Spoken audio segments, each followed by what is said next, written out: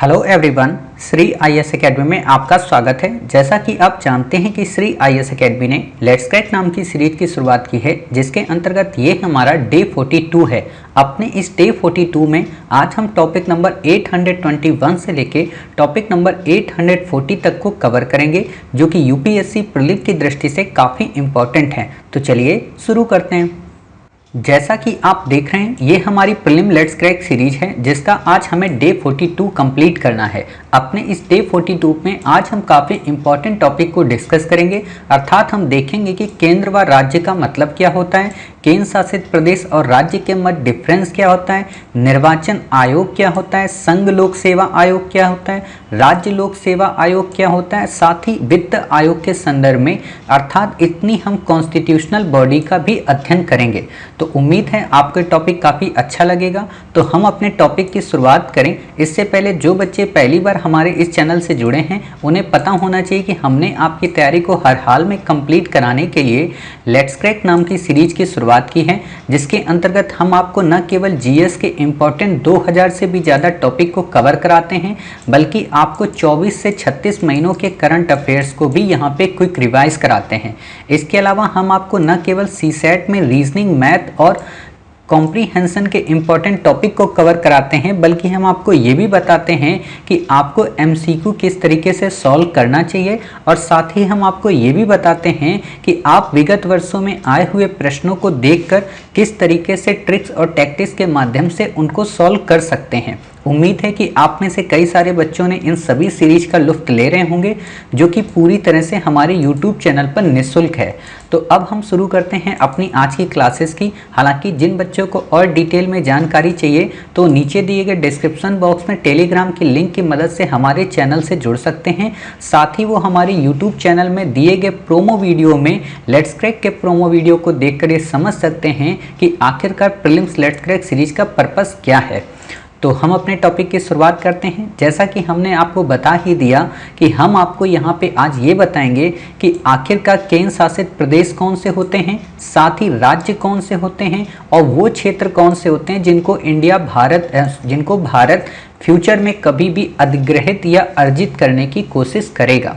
तो उनसे संबंधित प्रोविजन है, हम उसको यहाँ पे देख लेते हैं। तो आपसे देखिए, डिटेल में क्वेश्चन बिल्कुल नहीं पूछेगा। आपसे जो क्वेश्चन पूछा जा सकता है, जो ज़्यादा संभावना है, वो है राज्य और केंद्र शासित प्रदेशों में क्या डिफरेंस है। तो इसको लेकर हम आपको लास्ट में एक इंडेक्स के माध्यम से बता देंगे कि दोनों के मध्य आखिरकार किस लेवल पे डिफरेंस होता है। ठीक है। दूसरी बात जो इम्पोर्टेंट है वो ये कि आखिरकार कॉन्स्टिट्यूशन में कितने प्रकार के राज्य क्षेत्र को बांटा गया है। तो ऑलरेडी जब हम आपको आर्टिकल 1 पढ़ा रहे थे, तो वहाँ पे हमने बताया था कि India that is Bharat shall be union of states, और वहाँ पे जो यूनियन ऑफ स्टेट्स की बात हो रही थी, तो वहाँ पे 3 श्रेणी के राज्यों की बात चल रही थी। एक तो राज्य क्षेत्र जो होते हैं, दूसरा केंद्र शासित प्रदेश, और तीसरा जो भविष्य में कभी भी अर्जित किए जा सकते हैं। आपके मन में आ रहा होगा, क्या इंडिया ने भविष्य में कभी किसी राज्य क्षेत्र को अपने में अर्जित किया है? तो बिल्कुल, चाहे वो गोवा, दमन दीव हो, या फिर पौंडीचेरी हो, या फिर सिक्किम हो, इन सब को हमने आगे चलकर अर्जित किया था। क्लियर? तो इतनी बातें आपको यहाँ पे पता होनी चाहिए। दूसरी इम्पोर्टेंट एक और बात ये है कि आपको पता हो कि वर्तमान में हमारे यहाँ इस समय 28 स्टेट हैं और 9 यूटीज़ हैं। पहले 29 स्टेट हुआ करते थे और केवल 7 यूटीज़ हुआ करती थी। क्लियर? तो आपको ये सारी चीज़ें पता हो जानी चाहिए। चलिए, इतनी सारी चीज़ें आप जान गए। तो अब हम देख लेते हैं कि आखिरकार 28 स्टेट्स हो कैसे गए और 2 यूटीज़ कैसे बढ़ गई। ठीक है। तो आप ये देख सकते हैं कि वर्तमान में इस समय 9 यूटीज़ कौन कौन सी हैं। अंडमान निकोबार है, लक्षद्वीप है, नई दिल्ली है, दादर एवं नागर है, हवेली है। ठीक है।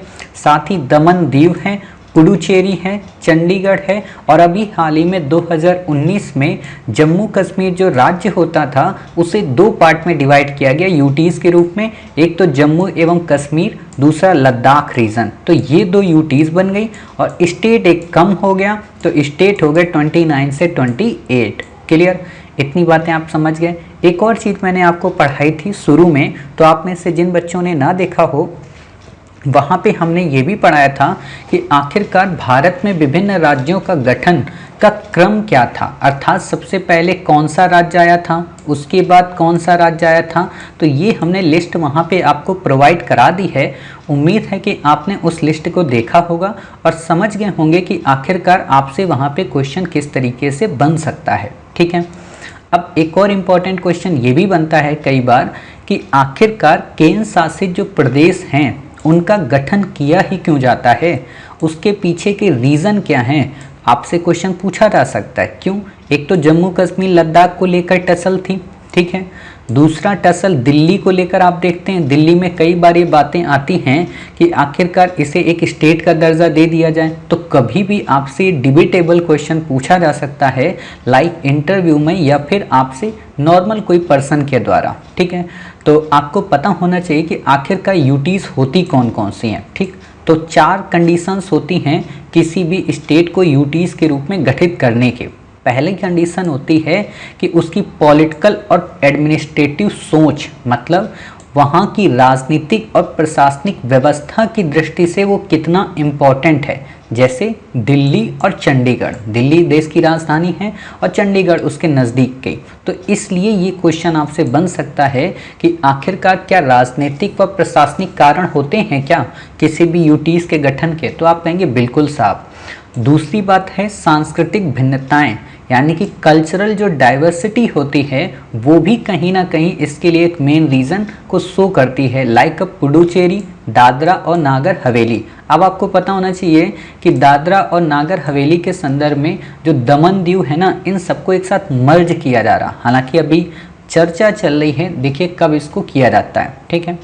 सामरिक महत्व कईयों का होता है, जैसे अंडमान व निकोबार द्वीप समूह और लक्षद्वीप का।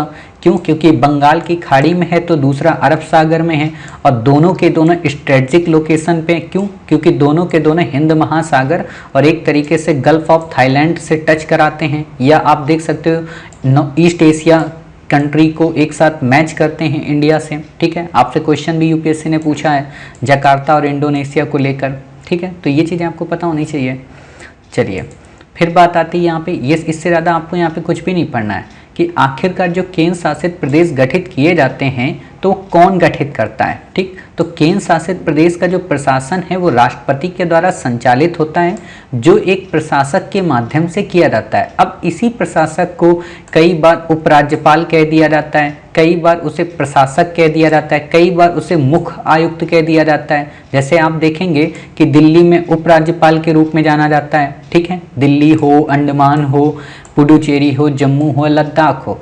प्रशासक कहाँ कहा जाता है? चंडीगढ़, दमन दीव और लक्षद्वीप में। तो ये बातें बस आपको पता होनी चाहिए कि हाँ, राष्ट्रपति के पास ये पावर होती है कि वो यूटीज़ का गठन कर सके, ठीक है। इतनी बातें आप समझ गए। फिर बात आती है कि केंद्र शासित प्रदेश जो पुडुचेरी, दिल्ली और जम्मू कश्मीर हैं, इनमें 3 में विधानसभा का गठन किया गया है। अर्थात आपको हमने शुरू में ही पढ़ाया था कि जो राष्ट्रपति है उसके संदर्भ में क्या होता है कि विधानसभा के निर्वाचित सदस्य उसमें पार्टिसिपेट करते हैं। तो अभी तक हम क्या पढ़ते थे कि केवल दिल्ली और पुडुचेरी के लोग ही पार्टिसिपेट करते हैं, बट अब क्या होगा कि दिल्ली, पुडुचेरी और जम्मू कश्मीर के लोग भी राष्ट्रपति के निर्वाचन में पार्टिसिपेट करेंगे, ठीक है। इतनी बातें आप समझ गए। शेष 6 जो केंद्र शासित प्रदेश हैं उसमें इस तरीके की कोई व्यवस्था नहीं है, अर्थात इस तरह की व्यवस्था बनाने का अर्थ बिल्कुल नहीं है कि उन पर राष्ट्रपति या संसद का सर्वोच्च नियंत्रण कम हो गया। मतलब वही बात है कि अगर वहाँ पे चीफ मिनिस्टर की नियुक्ति की जाती है इलेक्ट करके लोगों के द्वारा, तो इसका मतलब ये बिल्कुल भी आप मत लगाइए कि वहाँ पे राष्ट्रपति की जो पावर है या वहाँ पे संसद का जो नियंत्रण है वो कम हो गया होगा, ठीक है। तो ये चीज़ें आप देख सकते हो। फिर बात आती है संसद जो है वो केंद्र शासित प्रदेशों के लिए तीनों सूचियों के विषयों पर विधि बना सकती है, चाहे राज्य सूची विषय हो, चाहे संघ सूची हो या समवर्ती हो। संसद की इस शक्ति का विस्तार पुडुचेरी, दिल्ली और जम्मू कश्मीर तक है, जबकि इनकी अपनी विधायिकाएं हैं। मतलब यहाँ पे इनकी विधि बनाने की खुद की एक विधायिका मौजूद है, बट फिर भी संसद इसमें इंटरफेयर करके कानून बना सकती है। इसीलिए आप देखते होंगे कि हमेशा टसल देखने को मिलती है अरविंद केजरीवाल साहब के मध्य और संसद के मध्य, ठीक है। तो आपको ये पता होना चाहिए, इससे ज़्यादा आपको यहाँ पे याद रखने की ज़रूरत है भी नहीं। फिर बात आती है कि किसी केंद्र शासित राज्य की अपनी विधायिका होने के बावजूद राज्य सूची के विषयों पर संसद की विधायिका शक्ति खत्म नहीं होती, परंतु पुडुचेरी विधानसभा राज्य सूची और समवर्ती सूची के विषयों पर विधि बना सकती है। कहने का मतलब ये है कि पुडुचेरी के पास ये स्पेशल राइट है कि वो राज्य सूची और समवर्ती सूची के व्यवस्था पर नियम बना सकती है, और ऐसे ही दिल्ली को भी राइट प्राप्त है कि वो समवर्ती सूची और राज्य सूची के विषयों पर कानून बना सकती है, सिवाय 3 चीज़ों को छोड़कर। एक तो लोक व्यवस्था, पुलिस और भूमि। ठीक है, आपको पता है कि दिल्ली पुलिस दिल्ली गवर्नमेंट के अंतर्गत नहीं आती, समझ गए। तो यही चीज़ें बस आपको यहाँ पे याद रखना है, इससे ज़्यादा आपसे क्वेश्चन पूछेगा ही नहीं। बाकी करंट का हो जाता है कि जैसे हाल ही में अभी एलजी को पावर ट्रांसफ़र की गई हैं, तो वो करंट अफेयर्स से जब हम आपको करंट अफेयर्स पढ़ाएंगे तो वहाँ पे आपको बता देंगे। ठीक है, एक बात और याद रखिएगा कि आर्टिकल 69 अमेंडमेंट के अंतर्गत केंद्र शासित प्रदेश दिल्ली को विशेष राज्य या कहें कि विशेष हैसियत प्रदान की गई है, जिस कारण इसे राष्ट्रीय राजधानी क्षेत्र दिल्ली का नाम दिया गया। ठीक है, और लेफ्टिनेंट गवर्नर को दिल्ली का प्रशासक नामित किया गया। वर्तमान में यहाँ पे 70 विधानसभा की सीटें हैं, आपको ये अच्छे से पता है। अब यहाँ पे एक बात और बताना चाहता हूँ, वो ये कि जो हम पढ़ते हैं ना बाकी स्टेट के लिए कितने परसेंट है, 15% है, लेकिन मंत्रिमंडल की यहाँ पे संख्या केवल 10% ही हो सकती है, समझ गए। बाकी स्टेट में आपने पढ़ा था ना कि 15% होते हैं, और इसीलिए आपको पता होगा कि जब हम आपको कहीं पे पढ़ा रहे थे तो वहाँ पे एक एरर आई थी कि यहाँ पे 10% होगा। बाद में फिर हमने उस एरर को सही किया था कि ये 10% नहीं होकर ये 10 कोरम का होता है, लेकिन दिल्ली के संदर्भ में यहाँ पे क्या है, टोटल विधानसभा की संख्या का 10%, यानी कि केवल और केवल यहाँ पे 7 मिनिस्टर ही बन सकते हैं। एक तो चीफ मिनिस्टर हो गया, बाकी 7 मिनिस्टर और बन सकते हैं। इसलिए आप देखते होंगे दिल्ली में काफ़ी कम मिनिस्टर हैं। ठीक, तो इससे ज़्यादा आपको याद नहीं रखना है। एक और इम्पॉर्टेंट बात जो सबसे इम्पॉर्टेंट है, जिसको लेकर बच्चे कंफ्यूज हो जाते हैं, कि जो केंद्र शासित प्रदेश होते हैं उसमें मुख्यमंत्री को नियुक्त कौन करता है, वहाँ का उपराज्यपाल तो नहीं साहब, राष्ट्रपति मुख्यमंत्री को नियुक्त करता है। ठीक है, शपथ कौन दिलाता है, उपराज्यपाल दिलाता है। ठीक, अन्य मंत्रियों की नियुक्ति राष्ट्रपति मुख्यमंत्री की सलाह पर करता है। राष्ट्रपति के प्रसाद पर्यंत होते हैं। मंत्रिमंडल सामूहिक रूप से विधानसभा के प्रति उत्तरदायी होता है। इतनी बातें आप समझ गए, बाकी आपको यहाँ पे याद रखने की कुछ भी ज़रूरत नहीं है। जहाँ पे क्वेश्चन बन सकता था तो वो यही था कि आखिरकार जो मुख्यमंत्री है उसे अपॉइंट कौन करता है, तो राष्ट्रपति करता है, ना कि उपराज्यपाल। ठीक है, चलिए इतनी बातें आप समझ गए। अब बात आती है यहाँ पे कुछ नया कि कौन कौन से केंद्र शासित प्रदेश हैं, कौन कौन से उपराज्यपाल हैं। आपको ये चीज़ें नहीं याद रखनी है, बस आपको ये लिस्ट याद रखनी है। ठीक है, कि आखिरकार किसी स्टेट में और किसी यूटीज़ में क्या डिफरेंस होता है। तो देख लेते हैं एक बार कि स्टेट क्या होता है, केंद्र से इसका एक संघीय संबंध होता है, मतलब शक्तियों का स्पष्ट बंटवारा होता है। केंद्र शासित प्रदेश में केंद्र से एकात्मक संबंध होता है, मतलब शक्तियों का कम से कम बंटवारा होता है और केंद्र का इस पे प्रभुत्व होता है। केंद्र के साथ शक्तियों का बंटवारा, सिंपल सी बात, सीधे तौर पर केंद्र के प्रशासन व नियंत्रण में होते हैं। इन्हें स्वायत्तता होती है कई सारी फील्ड में, इन्हें किसी भी प्रकार की कोई स्वायत्तता नहीं होती। इसीलिए आप देखेंगे ना कि बार बार दिल्ली को डिसीजन लेकर जब भी कोई बात आती है तो केजरीवाल साहब हमेशा मोदी गवर्नमेंट को टारगेट करते हैं, सेंट्रल को टारगेट करते हैं। ठीक है, इसीलिए रीज़न यही है। प्रशासनिक व्यवस्था में समरूपता होती है, मतलब प्रशासन जो होता है इनका इक्वल होता है। इसमें प्रशासनिक व्यवस्था में समरूपता नहीं होती। मतलब क्या कि जो एडमिनिस्ट्रेशन है कुछ तो सेंट्रल के अंदर आते हैं और कुछ यूटीज में आते हैं, तो उसमें एक डिफरेंस बना रहता है। राज्यपाल कार्यपालिका के प्रमुख होते हैं। यहाँ पे कार्यपालिका के प्रमुख अलग अलग नाम से, चाहे उपराज्यपाल या प्रशासक या मुख्य आयुक्त, इन लोगों के नाम से जाने जाते हैं। राज्यपाल राज्य का संवैधानिक प्रमुख होता है। यहाँ पे प्रशासक राष्ट्रपति के अभिकर्ता की तरह, मतलब राष्ट्रपति इन लोगों को भेजता है कि आप हमारे नाम से वहाँ पे शासन करिए जाके। ठीक है, राज्यों के मामले में संसद को राज्य सूची के विषयों पर कुछ असामान्य परिस्थितियों को छोड़कर विधि बनाने का अधिकार नहीं है। मतलब अगर आपातकाल की स्थिति आ जाती तो ही राज्यों में संसद कानून बना पाती है, और एक दो और प्रोविजंस हैं। लेकिन यहाँ पे क्या है कि संसद को केंद्र शासित प्रदेशों में तीनों सूचियों के विषयों पर विधि बनाने का अधिकार है। तो आपसे 2 लाइन पर क्वेश्चन यही पूछ सकता है, सिंपल सा। क्या पूछेगा कि केंद्र और केंद्र शासित प्रदेश और राज्यों के मध्य संबंध के संदर्भ में नंबर 1, केंद्र के साथ इन राज्यों को केंद्र के साथ शक्ति का स्पष्ट बंटवारा होता है, जबकि केंद्र शासित प्रदेशों में इसमें सीधे तौर पर कोई बंटवारा नहीं होता। नंबर 2, ठीक है, कि राज्यों में राज्यपाल राज्य का संवैधानिक प्रमुख होता है, जबकि केंद्र शासित प्रदेशों में प्रशासक राष्ट्रपति के अभिकर्ता की तरह काम करते हैं। आपको बिल्कुल सही। तीसरा आपसे बन सकता है कि राज्यों के मामलों में संसद को राज्य सूची के विषयों पर कुछ असामान्य परिस्थितियों को छोड़कर कानून बनाने का अधिकार नहीं है, जबकि संसद को केंद्र शासित प्रदेशों में तीनों अनुसूचियों में या तीनों सूची के विषयों पर कानून बनाने का अधिकार प्राप्त है। तो आप कहेंगे बिल्कुल सही बात है। ऐसे क्वेश्चन आपसे पूछा जा सकता है, ठीक है। तो उम्मीद है आप इतनी चीज़ें समझ गए। अब बात आती है अनुसूचित क्षेत्रों के बारे में। हालांकि हमने इन्हें अपने प्रीवियस पार्ट में काफ़ी बार पढ़ भी लिया है कि अनुसूचित क्षेत्र कौन होते हैं, अनुसूचित जनजाति क्षेत्र कौन से होते हैं। आपको हमने कई बार बताया है 5वीं अनुसूची और 6ठी अनुसूची। तो आज उन्हीं चीज़ों को हम यहाँ पे कंप्लीट करने की कोशिश करेंगे, ठीक है। तो 6ठी अनुसूची में हमने आपको बताया था कौन कौन से स्टेट आते हैं, असम, मेघालय, त्रिपुरा, मिजोरम। ये 4 राज्य तो आते हैं 6ठी अनुसूची में। इसके अलावा जो बाकी बचते हैं 9, वो किस में आ जाते हैं, वो आ जाते हैं 5वीं अनुसूची में, ठीक है। इससे ज़्यादा आपको यहाँ पे याद रखने की ज़रूरत है नहीं, ठीक।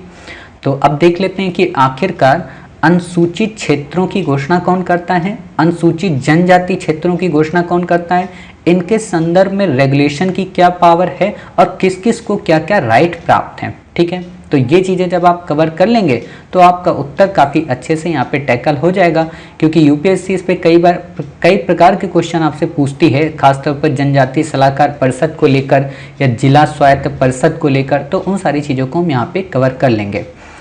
पहला आता है, दूसरे राज्यों की तुलना में अनुसूचित क्षेत्रों के साथ भिन्न रूप में व्यवहार किया जाता है, क्योंकि वहाँ वे आदिम निवासी रहते हैं। वे सामाजिक व आर्थिक रूप से पिछड़े होते हैं और उनके उत्थान के लिए विशेष प्रयास की आवश्यकता होती है, ठीक है। सिंपल सी बात है, आपको याद नहीं रखना है, बस इतना बस समझ लीजिए कि अनुसूचित क्षेत्र उनको कहते हैं जो वास्तव में मुख्य धारा से थोड़े अलग होते हैं, जो करंट अफेयर्स में इतना अपडेट ना होकर अपनी पुरातन परंपरा व्यवस्था को अपनाते हैं, एक तरीके से मॉडर्निटी को पूरी तरह से अवॉइड न करते हुए अपनी परंपरा को सहेज कर रखते हैं। हालांकि पूरी तरह से परिभाषा गलत हो सकती है, क्योंकि हम एकदम किसी व्यक्ति को नेग्लेक्ट नहीं कर सकते कि उनके अंदर जरा सा भी मॉडर्निटी नहीं है, ठीक है। बट हम बता दे रहे हैं कि डिफरेंस अगर करना हो कि वो एक तरीके से जैसे आधुनिक संसाधनों पर इतना डिपेंड नहीं रहते, वो प्रकृति पूजक होते हैं, एक तरीके से प्रकृति को ही अपना सर्वस्व मानते हैं, ठीक है। पोल्यूशन वगैरह इतना ज़्यादा नहीं फैलाते, तो आप ये चीज़ें समझ सकते हैं, ठीक। अब देख लेते हैं कि आखिरकार हमारे यहाँ प्रोविज़न क्या है। तो 5वीं अनुसूची में अनुसूचित क्षेत्रों के संदर्भ में बातें की गई हैं। तो सबसे पहली बात यह है कि अनुसूचित क्षेत्र की घोषणा कौन करता है। राष्ट्रपति को किसी भी क्षेत्र को अनुसूचित क्षेत्र घोषित करने का राइट प्राप्त है। समझ गए। आपसे पहला क्वेश्चन तो यही पूछेगा कि संसद को राइट प्राप्त है क्या अनुसूचित क्षेत्र घोषित करने का। तो आप कहेंगे नहीं साहब, संसद को राइट नहीं प्राप्त है, राष्ट्रपति को यह राइट प्राप्त है। क्लियर।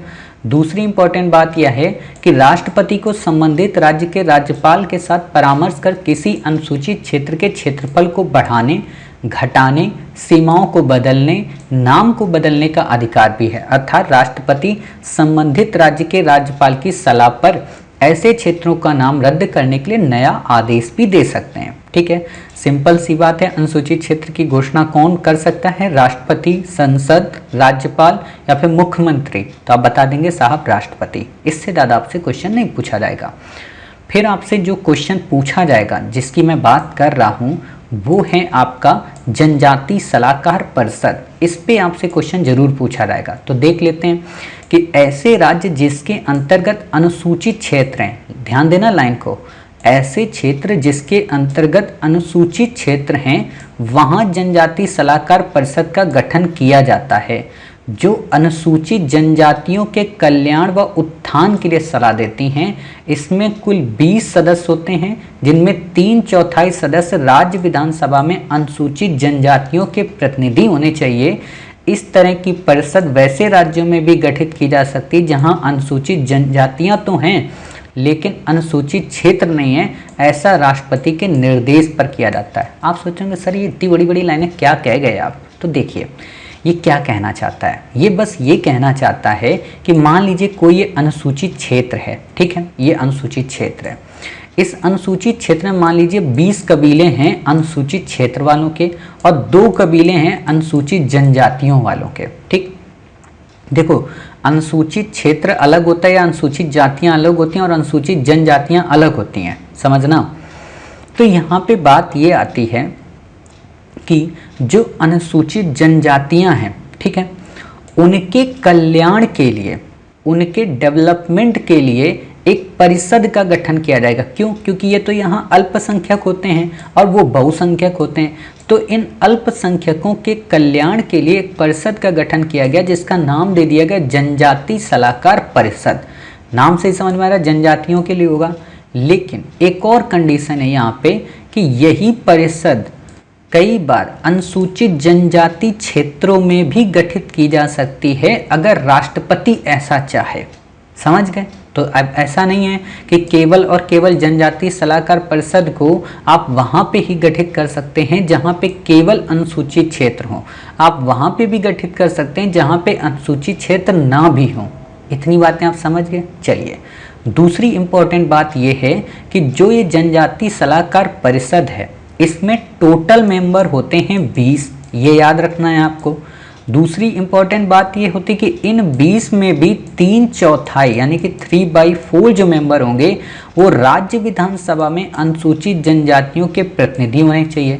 मतलब राज्य विधानसभा में हम आरक्षण की बात करते हैं ना, तो उसमें जो आते हैं तो उनमें से 3/4 मेंबर इसके होने चाहिए, ठीक है। सपोज कीजिए ये देखिए 20 इसकी बातें कर रहे हैं, तो 20 बातें कर रहे हैं, 3/4 का मतलब क्या हो गया, 15 मेंबर वो हों जो कि राज्य विधानसभा से रिलेटेड हों, ठीक है। बाकी आपको यहाँ पे याद रखने की कुछ भी जरूरत है नहीं।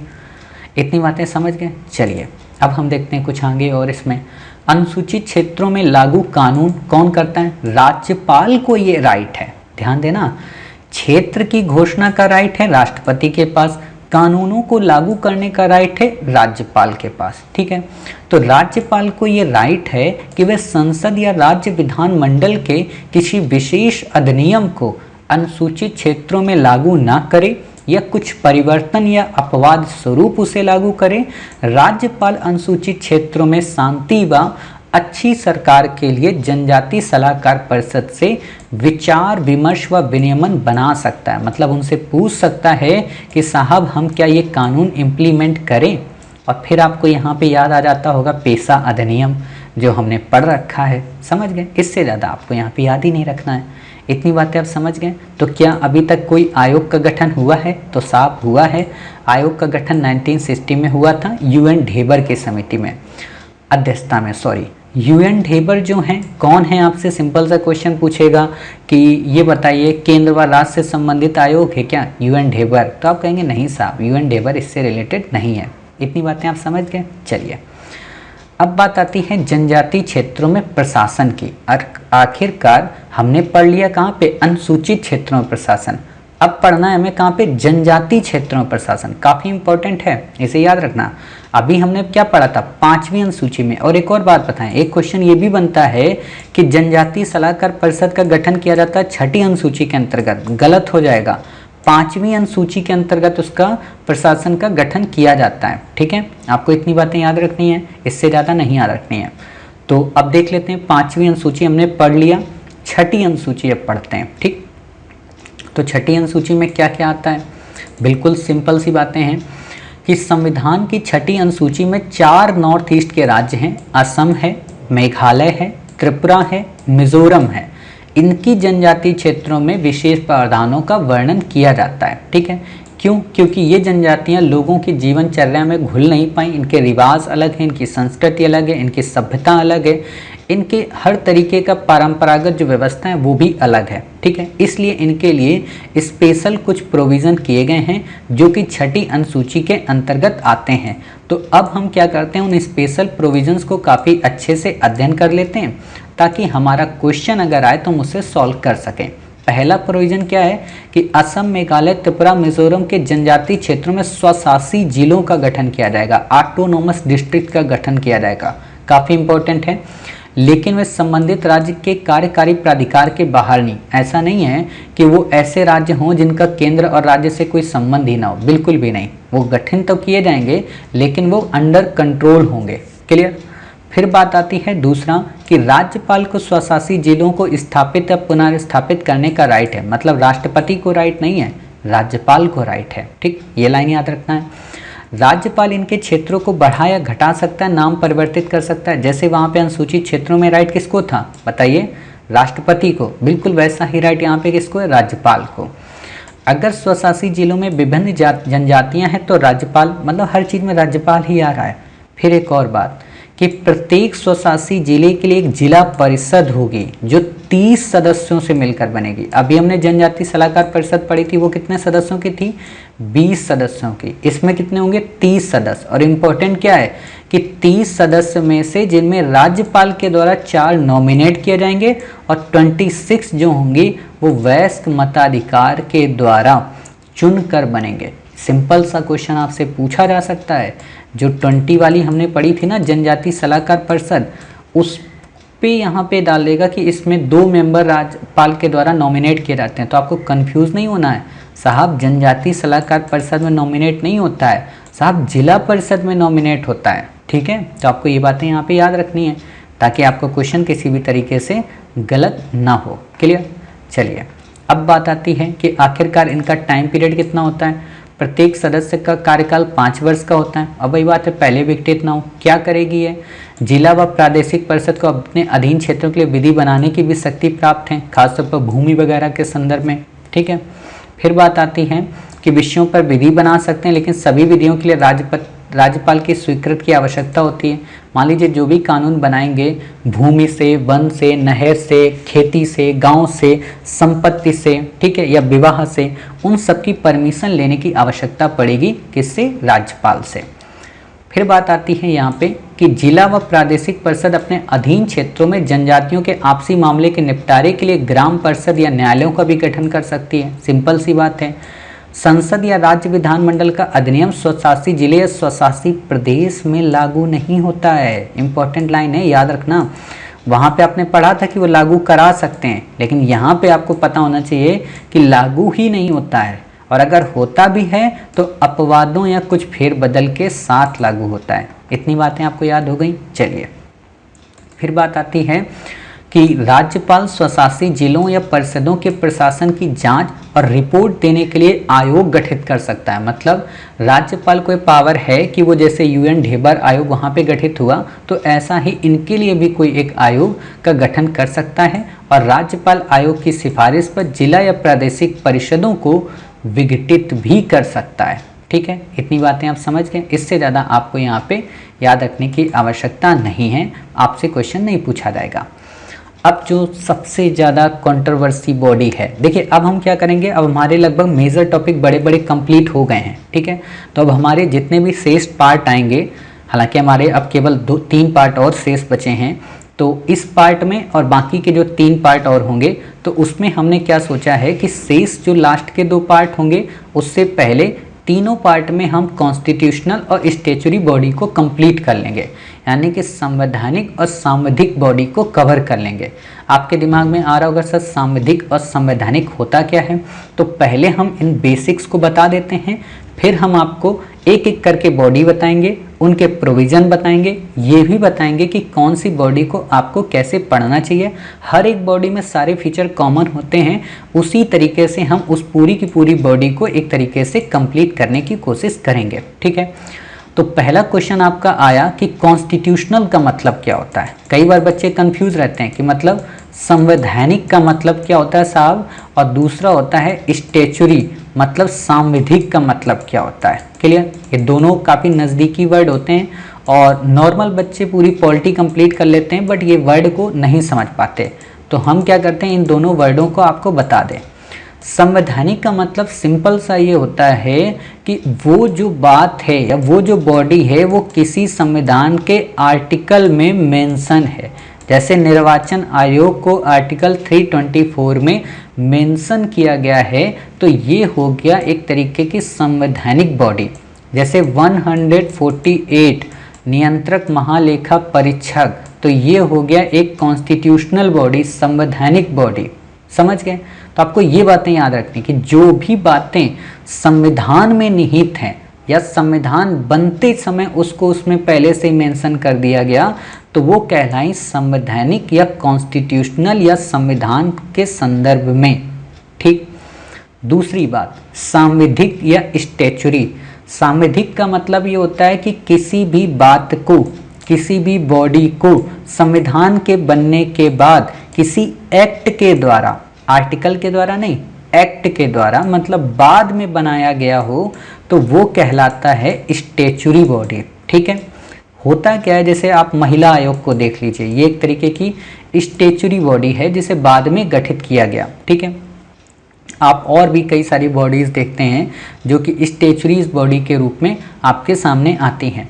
कई बार क्या होता है, यूपीएससी आपसे सिंपल सा क्वेश्चन ही पूछता है कि इनमें से कौन कौन सी बॉडी संवैधानिक हैं, कौन कौन सी सांविधिक हैं। जैसे योजना आयोग को लेकर कई बार यूपीएससी ने क्वेश्चन पूछा है, तो योजना आयोग ना तो संवैधानिक होता है ना ही सांविधिक होता है। क्यों? क्योंकि वो ना तो संसद के किसी एक्ट के द्वारा बना है और ना ही संविधान में किसी आर्टिकल के द्वारा, उसे इंडिपेंडेंट रूप से एक प्रपोजल के द्वारा बनाया गया। समझ गए? तो वो एक तरीके से ना कॉन्स्टिट्यूशनल होता है ना ही स्टैच्यूरी होता है।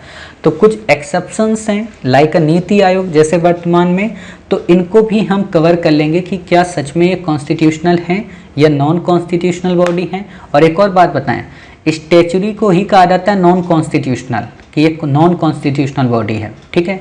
तो आपको इतनी बातें आपको याद रखनी है, बाकी आपसे कुछ भी नहीं पूछेगा। तो ये बेसिक आप समझ गए कि आखिरकार संवैधानिक क्या होता है और सांविधिक क्या होता है। ठीक है। अब बात करते हैं हम एक एक करके हर एक उसकी बॉडी की। खासतौर पर आज हम केवल 3 ही बॉडी आपको यहाँ पे कवर कराएंगे। एक तो हम आपको बताएंगे निर्वाचन आयोग के संदर्भ में, राज्य निर्वाचन आयोग के संदर्भ में। हालांकि हम मोटे तौर पर आपको बता ही चुके हैं जब राष्ट्रपति के बारे में आपको पढ़ा रहे थे, संसद को पढ़ा रहे थे, लेकिन फिर भी यहाँ पे हम आपको बेसिक से बता देंगे।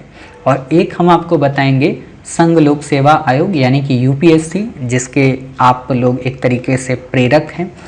तो ये सारी चीज़ें हम आपको कंप्लीट करा देंगे। अब प्रश्न उठता है कि जब आप कंप्लीट कराएंगे तो सर निर्वाचन आयोग पढ़ेंगे कैसे, या किसी भी बॉडी को कैसे पढ़ेंगे, क्वेश्चन कैसे आएगा। तो आपसे इसमें क्वेश्चन 5 से 6 तरीकों में ही पूछा जाता है। पहला तरीका तो ये पूछा जाएगा कि जो बॉडी है कॉन्स्टिट्यूशनल है या स्टैच्यूरी है। दूसरा क्वेश्चन ये पूछा जाएगा इसमें जो मेंबर हैं वो अध्यक्ष के सहित कितने हैं, अध्यक्ष के अलावा कितने हैं। तीसरा क्वेश्चन पूछा जाएगा इसे बनाता कौन है या इसे रिकमेंड कौन करता है, इसमें सिफारिश किसकी लगती है, वो समिति कौन होती है, उस समिति में लोग कौन होते हैं। चौथा क्वेश्चन आपसे पूछेगा इसको हटाया कैसे जाता है, क्या ये पुनर्नियुक्ति का पात्र है या नहीं पात्र है। पांचवा आपसे क्वेश्चन पूछा जाएगा इसके उद्देश्य क्या हैं और इसके कार्य क्या हैं। समझ गए? इस हिसाब से आपको यहाँ पे पढ़ना पड़ता है। इससे ज़्यादा ना तो आपसे कभी फ्यूचर में क्वेश्चन पूछा गया है, ना कभी फ्यूचर में आपसे क्वेश्चन पूछा जाएगा। सॉरी, ना कभी पास्ट में पूछा गया, ना कभी फ्यूचर में क्वेश्चन पूछा जाएगा। ठीक है। तो देख लेते हैं आखिरकार क्या क्या है। निर्वाचन आयोग एक स्थायी व स्वतंत्र निकाय, मोस्ट इंपॉर्टेंट लाइन है, एक परमानेंट और एक इंडिपेंडेंट बॉडी है। परमानेंट और इंडिपेंडेंट का मतलब क्या है कि आप निर्वाचन आयोग को कभी समाप्त नहीं कर सकते, मतलब ये बेसिक स्ट्रक्चर का पार्ट है। ठीक है। दूसरी बात, स्वतंत्र निकाय का मतलब क्या है कि इसके ऊपर आप प्रेशर नहीं क्रिएट कर सकते, मतलब ये अपने लिए स्वतंत्र है, अपने सदस्यों के नियुक्ति की जो उनकी प्रक्रिया है उससे स्वतंत्र है, आपके वित्त से स्वतंत्र है, मतलब भारत की संचित निधि से इसको पैसा मिलता है, यानी कि सरकार का किसी भी तरीके का दबाव नहीं होता है। लेकिन वर्तमान हालात तो आप देखते ही हो, खैर वर्तमान की बातें ही छोड़ दें, पता बस इतना होना चाहिए कि हाँ स्वतंत्र है, स्थायी है। ठीक है। अब बात आती है क्या इसका संविधान में प्रोविजन है, तो बिल्कुल देश में स्वतंत्र व निष्पक्ष चुनाव कराने के लिए इसका प्रोविजन किया गया है। किस किस के चुनाव कराता है, इस पे क्वेश्चन आता है कि संसद का कराता है, मतलब राज्यसभा और लोकसभा और राष्ट्रपति, इन तीनों का चुनाव कराता है। राज्य विधान मंडल का चुनाव कराता है, यानी कि मुख्यमंत्री का चुनाव कराता है। ठीक है। राष्ट्रपति व उपराष्ट्रपति दोनों के पदों का निर्वाचन कराता है। इन सारे प्रोविजंस ये कंप्लीट कराता है। अब आप बताइए क्या ये पंचायतों का चुनाव कराता है? नहीं साहब। क्या नगर निगमों का कराता है? नहीं साहब। इसको कौन कराता है? इसको राज्य निर्वाचन आयोग कराता है। इतनी बातें आप समझ गए। एक और बात कि चुनाव आयोग एक अखिल भारतीय संस्था है। अखिल भारतीय का मतलब ये केवल केंद्र के लिए नहीं है, बल्कि केंद्र और राज्य दोनों के लिए। अखिल भारतीय देखो उसको कहते हैं, या अखिल भारतीय सेवा या अखिल भारतीय संस्थाएं उसे कहते हैं जो केवल किसी केंद्र तक या जो केवल एक छोटे से क्षेत्र तक सीमित ना हो, जिनका क्षेत्र काफ़ी व्यापक हो। जैसे आप जब आईएएस बनते हैं तो आप अखिल भारतीय सेवा के अंतर्गत बनते हैं, मतलब कि आप इंडिया के किसी भी पार्ट में, किसी भी स्टेट में, किसी भी डिस्ट्रिक्ट के आप कलेक्टर बनते हैं। ठीक है, यानी कि ऐसा नहीं कि आप अगर यूपी के हैं तो यूपी के बनेंगे, एमपी के हैं तो एमपी के, झारखंड के हैं तो झारखंड के, या वेस्ट बंगाल के हैं तो केवल वेस्ट बंगाल के। ऐसा नहीं है, आपको कहीं पर भी बनाया जा सकता है और उसके बाद आप सचिव सेंट्रल में बन सकते हैं आके। समझ गए? एक तरीके से अखिल भारतीय सेवा हुई। क्या राज्य निर्वाचन आयोग अखिल भारतीय सेवा होती है? बिल्कुल भी नहीं। ठीक है, तो आपको ये चीज़ें पता होनी चाहिए। फिर बात आती है कि आखिरकार इसमें होते कितने लोग हैं। तो आपको ये नहीं पढ़ना है कि पहले कितने थे अब कितने हो गए, आपको ये देखना है कि वर्तमान में इस समय कितने हैं। ठीक है, तो आपको पता होना चाहिए कि इसमें मुख्य निर्वाचन आयुक्त होता है और अन्य आयुक्त होते हैं। वर्तमान में अन्य आयुक्त 2 हैं और एक मुख्य निर्वाचन आयुक्त, यानी कि 3 टोटल हैं अभी। ठीक है, इनकी नियुक्ति कौन करता है? राष्ट्रपति करता है, यानी कि तीनों की नियुक्ति राष्ट्रपति करता है। ठीक है, निर्वाचन आयुक्तों और प्रादेशिक आयुक्तों की सेवा सत्य पदावधि राष्ट्रपति के द्वारा ही निर्धारित की जाती हैं। इससे ज़्यादा आपसे यहाँ पे क्वेश्चन नहीं पूछेगा। अब आपसे क्वेश्चन यही पूछेगा कि वर्तमान में कितने इसमें मेंबर हैं, तो आप बता सकते हैं 3 मेंबर हैं। क्यों? यूपीएससी ने आपसे एक बार क्वेश्चन पूछा है कि वर्तमान में इसमें 5 मेंबर हैं, तो आपको पता होना चाहिए नहीं साहब 5 नहीं है, 3 है। फिर आपसे क्वेश्चन ये पूछेगा कि जो मुख्य निर्वाचन आयुक्त है और 2 अन्य निर्वाचन आयुक्त हैं, क्या उनके पास पावर अलग अलग हैं? तो नहीं, दोनों के पास पावर, तीनों के पास पावर इक्वल हैं। तीनों के वेतन, उनके भत्ते, उनके लाभ इक्वल होते हैं, जो सर्वोच्च न्यायालय के न्यायाधीश के समान है। ठीक है, अब एक और बात कि अगर मुख्य निर्वाचन आयुक्त और 2 अन्य निर्वाचन आयुक्तों के मध्य मतभेद हो जाए तो क्या होगा? तो बहुमत को ही प्रायोरिटी दी जाएगी। आप सोचेंगे ये वाली लाइन क्यों आपने बताई? आपको पता होना चाहिए कि 2019 का जब लोकसभा का चुनाव हो रहा था तो उस पर ये कंट्रोवर्सी क्रिएट हो गई थी। वास्तव में मुख्य निर्वाचन आयुक्त उस समय के और एक पर्सन सज्जन महोदय और वो एक तरफ हो गए और दूसरे जो आयुक्त थे वो उनके विरोध में हो गए थे। अब विरोध क्या था? बात यही थी कि जो निर्वाचन आयोग था वो सरकार का काफ़ी ज़्यादा समर्थन कर रहा था। ठीक है, तो इसलिए कंट्रोवर्सी क्रिएट हो गई थी, क्योंकि उसकी निष्पक्षता पे सवाल उठ रहे थे, उसकी पारदर्शिता पे सवाल उठ रहे थे। तो इसी चीज़ को करने के लिए बट वही था कि उन्होंने भारत सरकार के तत्कालीन उस समय के आप कह सकते हो लोकसभा के सदस्य के तौर पर मोदी जी को बरी कर दिया था कि हाँ इनकी कोई गलती नहीं है। कंट्रोवर्सी कहाँ क्रिएट हुई थी? कंट्रोवर्सी क्रिएट हुई थी, आपको पता होना चाहिए कि मोदी जी जब हेलीकॉप्टर से उतरे थे तो उनके हेलीकॉप्टर से 2 बॉक्स गए थे एक दूसरी कार में। ठीक है, कहा यह जाता था कि इन बॉक्स में शायद पैसे थे लोगों को बांटने के लिए, ऐसा कुछ था। खैर तब भी वो नहीं प्रूफ हो पाया, तो अब क्या प्रूफ कर पाएंगे आप? ठीक है, तो आपसे नहीं पूछेगा, बस इतना पता होना चाहिए कि हाँ जो डिसीजन होते हैं वो एक तरीके से बहुमत से होते हैं। ठीक है, फिर आपसे ये भी पूछा जा सकता है कि आखिरकार इनका कार्यकाल कितना होता है? 6 वर्ष या 65 वर्ष की आयु, जो भी पहले हो। मतलब या तो 6 वर्ष तक वो रह सकते हैं, अगर 65 के नहीं हुए, मान लीजिए 59 वर्ष में वो बने तो 65 तक रह सकते हैं 6 वर्ष तक, और अगर 63 में बने तो केवल 2 वर्ष रह पाएंगे। तो ये 2 कंडीशन एक साथ चलती हैं। ठीक है, किसी भी समय त्यागपत्र दे सकते हैं और कार्यकाल समाप्त होने से पूर्व भी हटाया जा सकता है। अब यहाँ ध्यान देना कि आखिरकार इनको स्वतंत्रता कैसे प्राप्त होती है। तो मैंने ऑलरेडी आपको बता रखा है कि इनको जो हटाया जाएगा वो उच्चतम न्यायालय के न्यायाधीश की तरह हटाया जाएगा। अब उच्चतम न्यायालय का न्यायाधीश कैसे हटाया जाता है? महाभियोग की तरह। ठीक है, महाभियोग क्या होता है? 2/3 मेजोरिटी के साथ आता है। ठीक है, 50 मेंबर्स का उसमें साइन होना चाहिए। काफ़ी सारे ड्रामे हैं, आपसे क्वेश्चन नहीं पूछेगा।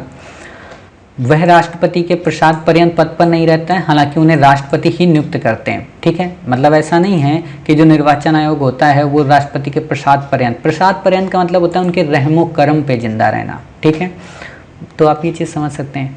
फिर बात आती है निर्वाचन आयुक्त या प्रादेशिक आयुक्त को मुख्य निर्वाचन आयुक्त की सिफारिश पर हटाया जा सकता है, अन्यथा नहीं। मतलब निर्वाचन आयुक्त को हटाने के लिए आपको महाभियोग लाना पड़ेगा, लेकिन अन्य जो प्रादेशिक आयुक्त हैं उनको हटाने के लिए महाभियोग नहीं लाना पड़ेगा, उनको केवल मुख्य निर्वाचन आयुक्त की सलाह पर ही हटाया जा सकता है। ठीक है। अब स्वतंत्र व निष्पक्ष काम करने के लिए कुछ इसमें दोष भी हैं, जैसे संविधान में निर्वाचन आयोग के सदस्यों की अर्हता संविधान में निर्धारित ही नहीं की गई। आपसे क्वेश्चन पूछा जा सकता है कि इनकी योग्यता के संदर्भ में वहाँ पे प्रोविजन है। संविधान में इस बात का भी उल्लेख नहीं कि निर्वाचन आयोग के सदस्यों की पदावधि कितनी है, मतलब ये मान लिया गया कि ठीक है 6 वर्ष या 65 वर्ष, लेकिन फिक्स निर्धारित नहीं है। सेवानिवृत्ति के बाद निर्वाचन आयुक्त तो सरकार द्वारा अन्य दूसरी नियुक्तियों पर रोक नहीं लगाई गई। मोस्ट इंपॉर्टेंट लाइन है, काफ़ी इंपॉर्टेंट क्वेश्चन आपसे बन सकता है, क्योंकि अधिकांश जो बॉडियां आपको मिलेंगी, जैसे आपने पिछले पढ़ा था ना, खासतौर पर चीफ जस्टिस ऑफ इंडिया को लेकर, कि वो दोबारा किसी भी उसमें जाकर एक तरीके से प्रैक्टिस नहीं कर सकते, बट यहाँ पे ये रोक नहीं लगाई गई। और इसी चीज़ को लेकर कंट्रोवर्सी हमेशा बनी रहती है कि वर्तमान में जो भी चुनाव आयुक्त हैं उनको हो सकता है सेवानिवृत्ति के बाद काफ़ी अच्छा पद प्रोवाइड करा दिया जाए, जिसके संदर्भ में प्रॉफिट जो हम लोग पढ़ते हैं ना, लाभ का पद, वो एक तरीके से कहीं ना कहीं एक दूसरे में कंट्रोवर्सी क्रिएट कर सकता है और वो सरकार के पक्ष में भी अपने डिसीजन दे सकते हैं। तो ये लाइन आपको याद रखनी कि हाँ, निर्वाचन आयुक्त सेवानिवृत्त के बाद किसी अन्य पद पर भी जा सकता है, अर्थात अन्य नियुक्तियों पर रोक नहीं है। क्लियर? इतनी बातें समझ गए। फिर बात आती है इसकी शक्तियाँ क्या हैं, कार्य क्या हैं, आपसे इस पर क्वेश्चन जरूर पूछा जा सकता है। ठीक है। पहला तो आपको पता है कि परिसीमन आयोग का गठन करता है, यानी कि परिसीमन आयोग के द्वारा निर्वाचन क्षेत्रों को डिसाइड करता है कि मान लीजिए ये क्षेत्र है, इस क्षेत्र को डिवाइड उसने कर दिया ऐसे करके। ठीक है। और जब डिवाइड किया तो उसने ये देखा कि जो 9 क्षेत्र जो बने ये 10-10 लाख जनसंख्या के आधार पर हों, 1 2 3 4 5 6 7 8 9 कॉन्स्टिट्यूंसी इसने बना दिया। इसी का काम है ये चीज़ें।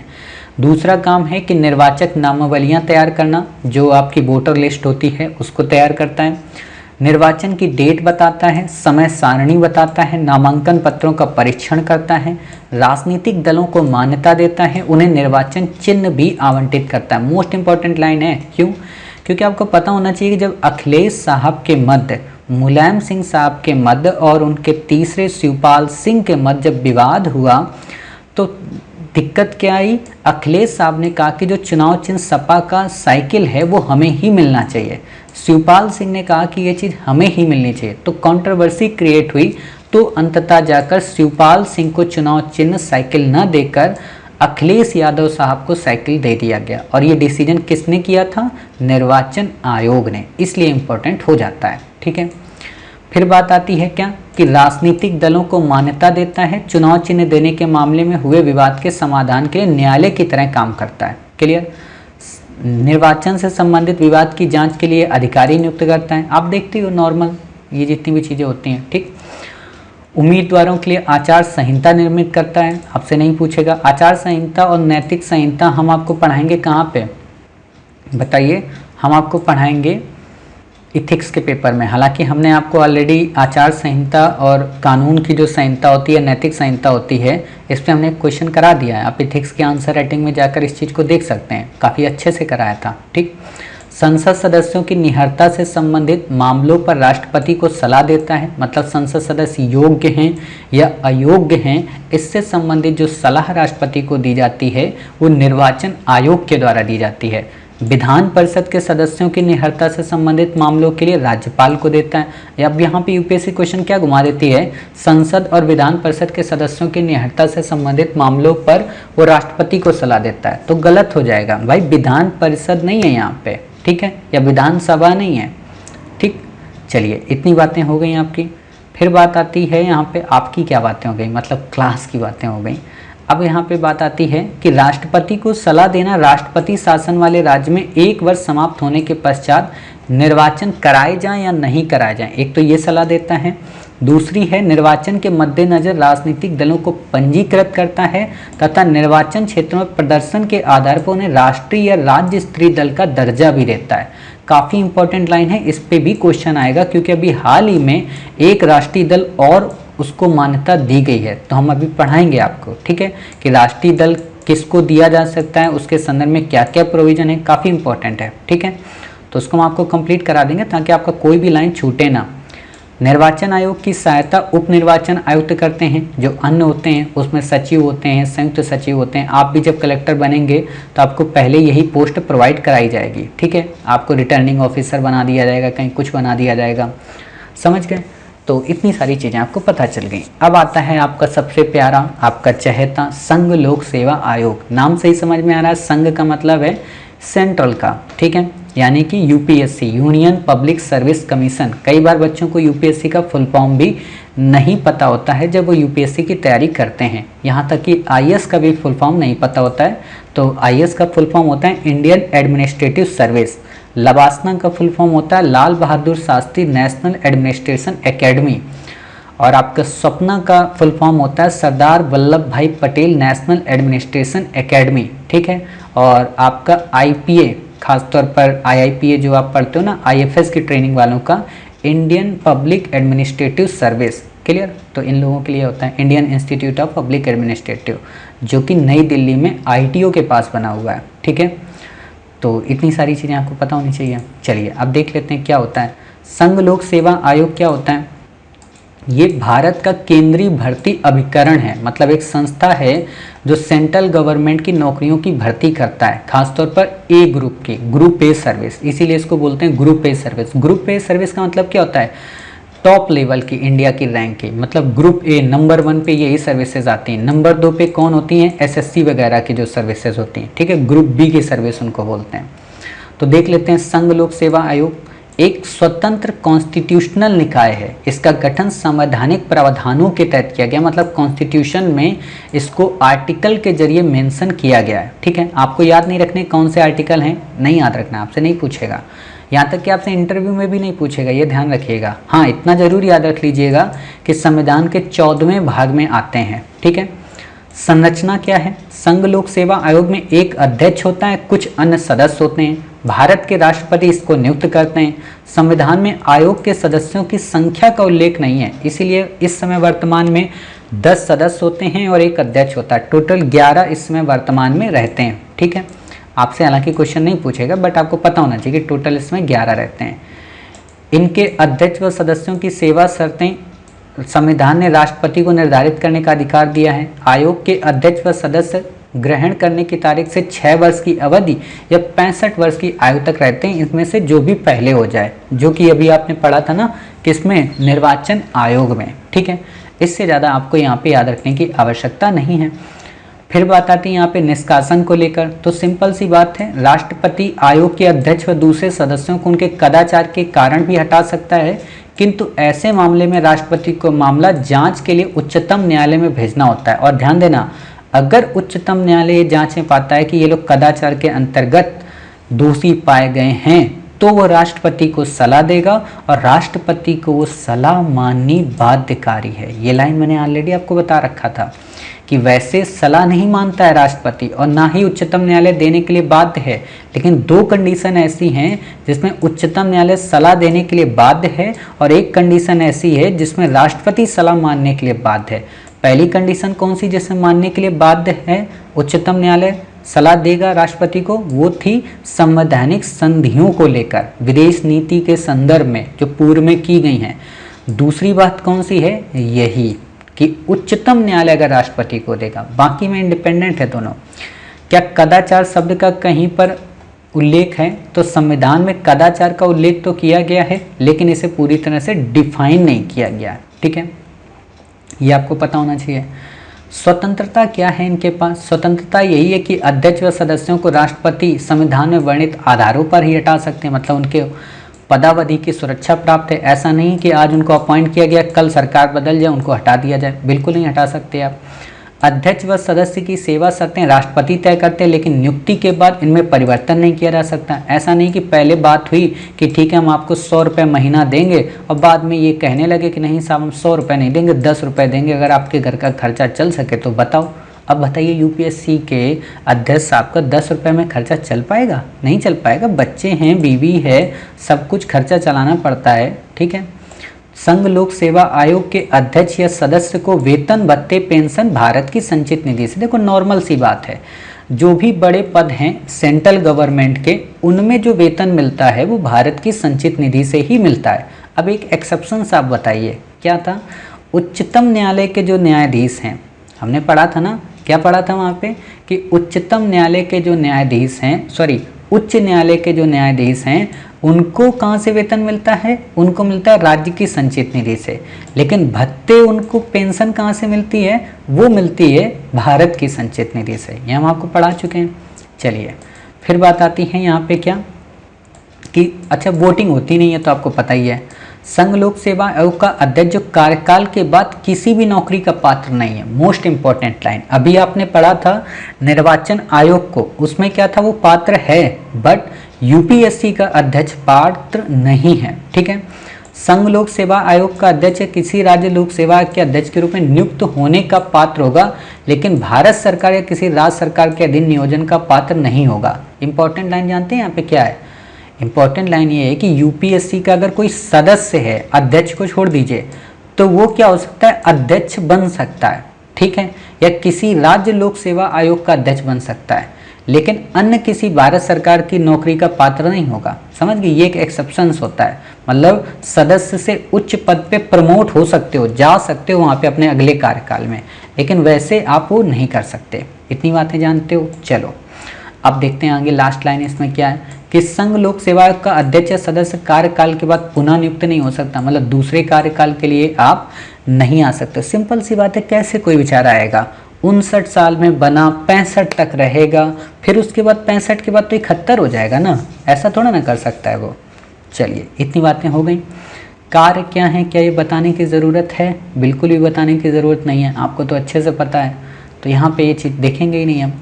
सीमाएं क्या हैं? इम्पॉर्टेंट है, काफ़ी बार क्वेश्चन आपको मिसलेनियस लाइनें उसमें इंक्लूड कर देता है और आपसे क्वेश्चन गलत करवाने के लिए ऐसी बातें पूछ लेता है। तो देख लेते हैं सीमाएं क्या हैं।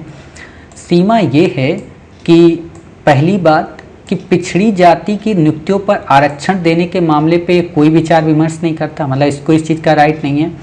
सेवाओं व पदों पर नियुक्तियों के लिए अनुसूचित जाति व जनजातियों के दावों को ध्यान में नहीं रखता है, इसको इस चीज़ से कोई मतलब नहीं है। ठीक है।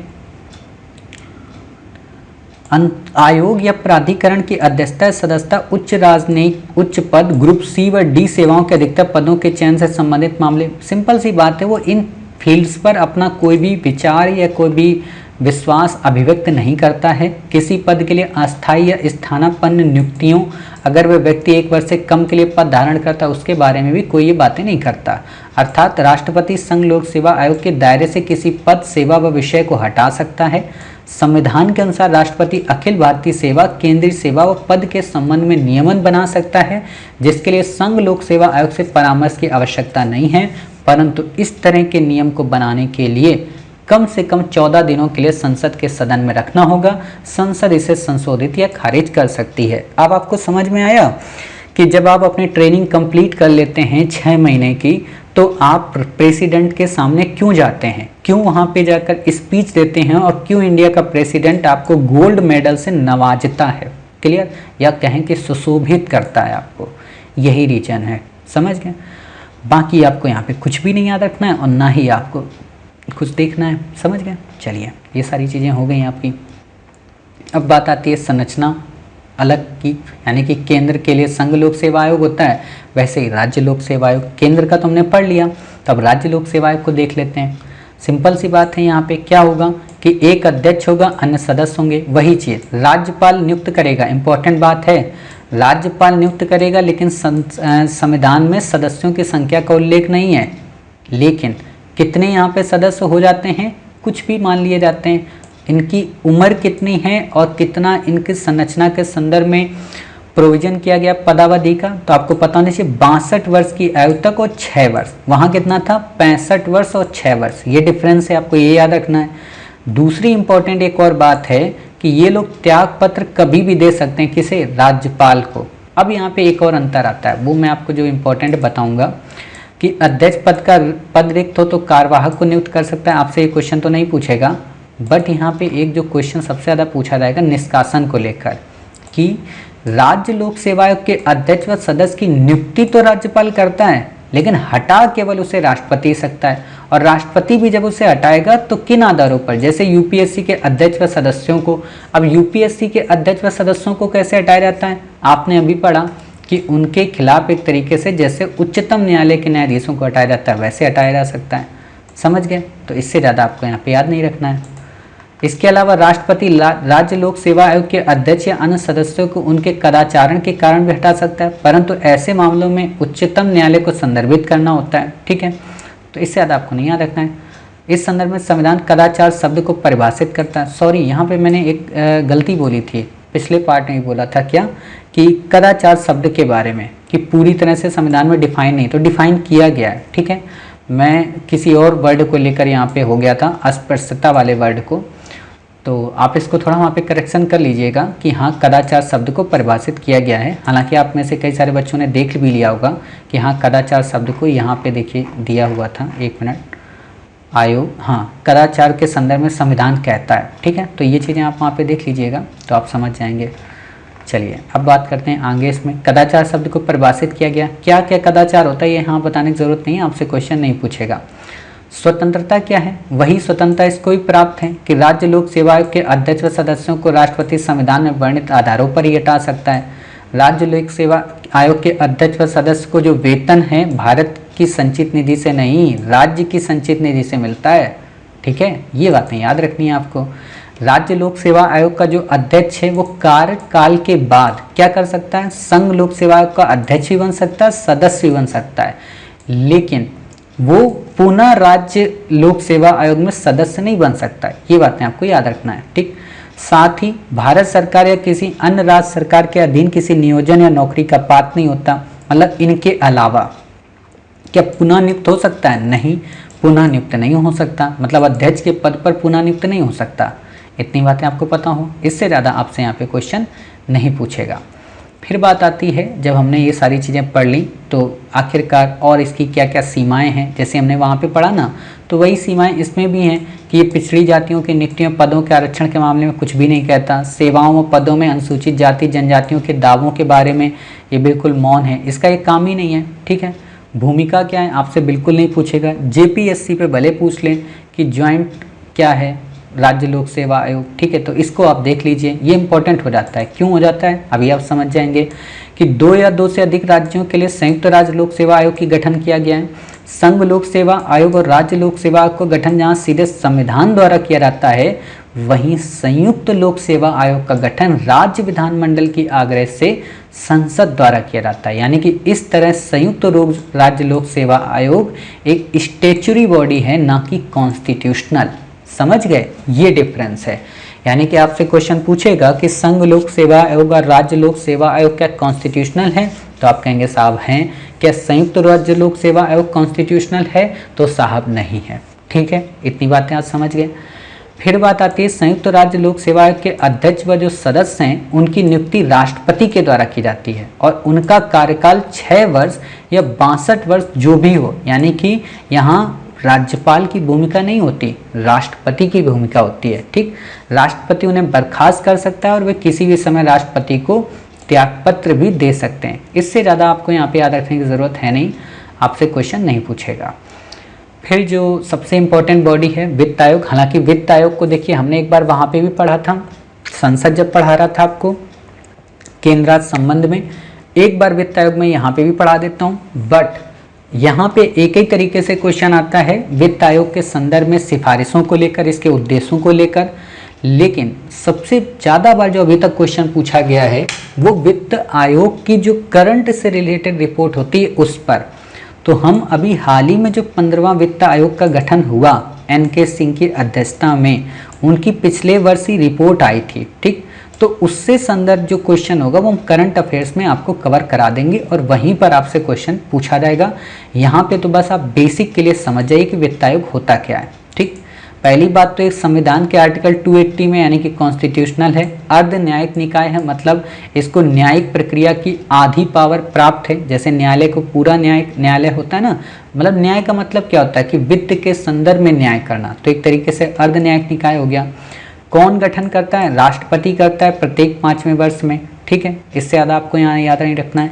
इसमें एक अध्यक्ष और 4 अन्य सदस्य होते हैं। मोस्ट इंपॉर्टेंट लाइन है, यहाँ पे क्वेश्चन आपको घुमाता है, एक अध्यक्ष होते हैं और 10 मेंबर होते हैं, तो गलत हो जाएगा। एक अध्यक्ष और 4 अन्य सदस्य। अच्छा, एक अध्यक्ष और 10 मेंबर कहाँ पे होते हैं? वो होते हैं आपके यूपीएससी में, ठीक है, ये हमने आपको बताया था। यहाँ पे क्या है, जिनकी नियुक्ति राष्ट्रपति के द्वारा की जाती है, इनका कार्यकाल राष्ट्रपति के आदेश के तहत होता है और इनकी पुनर्नियुक्ति हो सकती है। इंपॉर्टेंट बात, अभी तक हमने जो पढ़ा उनमें किसी की पुनर्नियुक्ति नहीं हो सकती, लेकिन इसकी पुनर्नियुक्ति हो सकती है इसी पद पर, ठीक है। इससे ज़्यादा आपको यहाँ पे नहीं याद रखना है। फिर बात आती है इसके कार्यों पे यूपीएससी कई बार क्वेश्चन पूछिए कि इनमें से निम्न में से क्या इसका कार्य नहीं है, तो आपको ये चारों कार्य पता होने चाहिए, तो आपको आंसर आ जाएगा। पहला इसका कार्य क्या है? संघ और राज्यों के बीच करों के शुद्ध आगमों का वितरण और राज्यों के बीच ऐसे आगमों का आवंटन।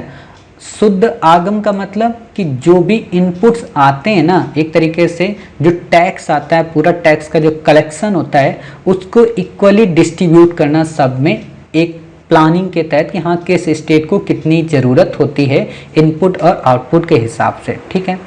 भारत की संचित निधि में से राज्यों के राजस्व में सहायता अनुदान को शासित करने वाले सिद्धांत, ये चीज़ें इसके अंतर्गत आती हैं, ठीक है। फिर इस पे जो बात आती है वो ये कि राज्य वित्त आयोग द्वारा की गई सिफारिशों के आधार पर राज्य में नगर पालिकाओं और पंचायतों के संसाधनों की अनुपूर्ति के लिए राज्य की संचित निधि के संवर्धन के लिए आवश्यक उपाय। हमने ऑलरेडी आपको बताया था कि राज्य के संदर्भ में भी नगर पालिका पंचायत के लिए भले ही राज्य वित्त आयोग हो, लेकिन केंद्रीय वित्त आयोग भी उसके संदर्भ में रिकमेंडेशन करता है और राष्ट्रपति द्वारा आयोग को सुदृढ़ वित्त के संदर्भ में निर्दिष्ट कोई अन्य विषय, मतलब कोई भी अन्य विषय राष्ट्रपति दे दे आयोग को कि आप एक काम करिए, इस पर भी हमें सलाह दीजिए, तो राष्ट्रपति की इस बात को वित्त आयोग मान लेता है, ठीक। भूमिका क्या है? सलाहकारी की भूमिका, मतलब ऐसा नहीं है कि सरकार के ऊपर कहे कि नहीं आपको मोदी जी करना ही पड़ेगा, ऐसा नहीं कर सकते, ठीक है। ये चीज़ें आपको पता हो। फिर इसका मेन फीचर क्या है कि संविधान में ये राजकोषीय संघवाद के संतुलन की भूमिका निभाता है। मैंने ऑलरेडी आपको बता रखा है क्या कि सरकार जब कोई पॉलिसी अपनाती महंगाई को कम या ज़्यादा करने के लिए तो उसे राजकोषीय नीति कहते हैं, और बैंकें जब कोई महंगाई को कम या ज़्यादा करने की नीति अपनाती हैं तो उसे हम मौद्रिक नीति कहते हैं। क्लियर? हमने ऑलरेडी आपको पढ़ा रखा है। आप में से जिन बच्चों ने हमारी इकोनॉमी की बुक सीरीज़ ना की हो तो वो एक बार देख लें, जाके वहाँ पे देख सकते हैं, ठीक है। फिर आता है जीएसटी काउंसिल, इसको ज़्यादा पढ़ने की ज़रूरत है नहीं।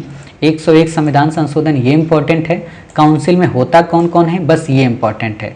इसके जो अध्यक्ष होते हैं वो केंद्रीय वित्त मंत्री होते हैं। यहीं पे क्वेश्चन आपको घुमा देगा कि जीएसटी काउंसिल के जो हेड होते हैं वो आरबीआई के चीफ होते हैं, ठीक है। तो गलत हो जाएगा कि नहीं साहब आरबीआई के चीफ यानी कि आरबीआई के गवर्नर नहीं होते, इसके सेंट्रल फाइनेंस मिनिस्टर होते हैं, ठीक।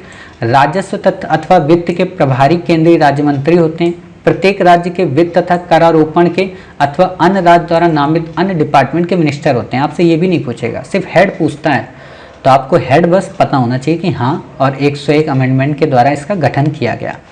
बाकी आपसे इसमें किसी तरीके का क्वेश्चन नहीं आएगा। तो इस तरीके से आपने आज की क्लास को काफ़ी अच्छे से कवर किया, अर्थात आपने कुछ कॉन्स्टिट्यूशनल बॉडीज़ को देखा और आपने एक इसमें स्टैच्यूटरी बॉडी को देखा। कौन सी स्टैच्यूटरी बॉडी थी? संयुक्त राज्य लोक सेवा आयोग, ठीक है। बाकी आपने निर्वाचन आयोग पढ़ लिया, संघ लोक सेवा आयोग पढ़ लिया, राज्य लोक सेवा आयोग पढ़ लिया, वित्त आयोग पढ़ लिया आपने, संयुक्त राज्य लोक सेवा आयोग पढ़ लिया, और इसके अलावा आपने क्या क्या पढ़ा बताइए? केंद्र और केंद्र शासित प्रदेशों में क्या डिफरेंस, राज्य और केंद्र शासित प्रदेशों में क्या डिफरेंस है? अनुसूचित जाति क्षेत्र क्या होते हैं, अनुसूचित जनजाति क्षेत्र क्या होते हैं, जनजातीय सलाहकार परिषद क्या होती है, जिला स्वायत्त परिषद या जिला परिषद क्या होती है, किसमें कितने मेंबर होते हैं, कौन इनको डिसाइड करता है, राष्ट्रपति करता है कि राज्यपाल करता है, ये सारी डिटेल की जानकारी आपने ले ली। उम्मीद है कि आपको क्लास काफ़ी अच्छी लगी होगी। मिलते हैं अपने नेक्स्ट पार्ट में कुछ और कॉन्स्टिट्यूशनल बॉडी के साथ। तब तक अपना ख्याल रखिए, स्वस्थ रहिए, कोशिश करिए कि सोशल डिस्टेंसिंग का ज़्यादा से ज़्यादा पालन हो सके।